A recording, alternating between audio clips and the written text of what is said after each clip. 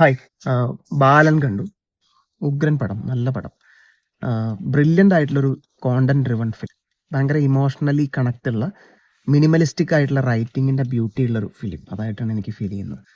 Like Kumbalangi നൈറ്റ്സിന് ജോജിയിൽ ഉണ്ടായ പോലെ കുമ്പളങ്ങി നൈറ്റ്സിന്റെ ഒരു മിനിമലിസ്റ്റിക് റൈറ്റിങ്ങിന്റെ ബ്യൂട്ടി പ്ലസ് ജോജിയിലെ കുറെ ലേയേഴ്സ് ഉള്ള ഒരു ഡാർക്ക് സബ്ജക്റ്റ് പറയുന്ന സിനിമ. എന്നാൽ ഒട്ടും ലൗഡായിട്ട് ഫീൽ ചെയ്യാതെ അത്യാവശ്യം ഗ്രൗണ്ടഡ് ആയിട്ട് റിയലിസ്റ്റിക് ആയിട്ട് എന്നാൽ ഓവർ റിയലിസ്റ്റിക്കും അല്ലാതെ സിനിമാറ്റിസം കീപ്പ് ചെയ്തുകൊണ്ട് പറയുന്ന ഒരു ത്രൂ ഔട്ട് ഒരേ പേസ് കീപ്പ് ചെയ്യുന്ന ഒരു നല്ല പടം. ഇതൊരു ഫാസ്റ്റ് പേസ്ഡ് സസ്പെൻസ് ട്വിസ്റ്റുകളുള്ള ഒരു ത്രില്ലർ അല്ല.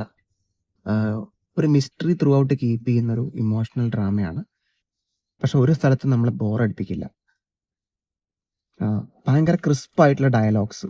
ചിദംബരവും ജിത്തു മാധവനും കൂടിയാണ് റൈറ്റ് ചെയ്തിട്ടുള്ള റൈറ്റിംഗ് ഉഗ്രനായിട്ടുണ്ട്, ഒന്നും പറയാനല്ല. ടെക്നിക്കലി മഞ്ഞുമൽ ബോയ്സിന്റെ അതേ ക്രൂ ആണ്. അജയൻ ചാലിശ്ശേരി, സുഷിൻ ശ്യാം, ഷൈജു ഖാലിദ്. ഇത് വേണമെങ്കിൽ ഭയങ്കര ഡാർക്കായിട്ട് പറയായിരുന്നു, പക്ഷേ ഈ സിനിമ അത്രയും ഗ്രൗണ്ടഡ് ആയിട്ട് ഒരു ഇംഗ്ലീഷ് ഫിലിം കാണുന്ന പോലെ ഇതിനൊരു first half second half interval അങ്ങനെ ഒരു ഫീൽ എനിക്ക് തന്നില്ല. ജസ്റ്റ് ഒരു ഇന്റർവെലിന് വേണ്ടിയിട്ട് ഒരു ബ്രേക്ക് കിട്ടുമെന്ന് മാത്രം. അത് ഒരേ പേസിൽ പോകുന്ന ഭയങ്കര എൻഗേജിങ് ആയിട്ട് പോകുന്ന ഒരു നല്ല സിനിമ.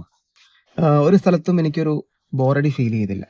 ആകെ എനിക്കൊരു നെഗറ്റീവ് തോന്നിയത് ഇന്റർവെലിനോട് അടുക്കുമ്പോൾ ഒരു ക്യാരക്ടർ കാണിക്കും. ആ ക്യാരക്ടർ കാണിക്കുമ്പോൾ ഒരു വെറുതെ ഒരു ബിൽഡപ്പ് കാണിച്ച പോലെ തോന്നി. അതിൻ്റെ ആവശ്യം ഉണ്ടായിരുന്നില്ല. അതൊഴിച്ച് നിർത്തി കഴിഞ്ഞാൽ ഭയങ്കര ഗ്രൗണ്ടഡ് ആയിട്ടുള്ള പടം എനിക്ക് നല്ലപോലെ വർക്കായി.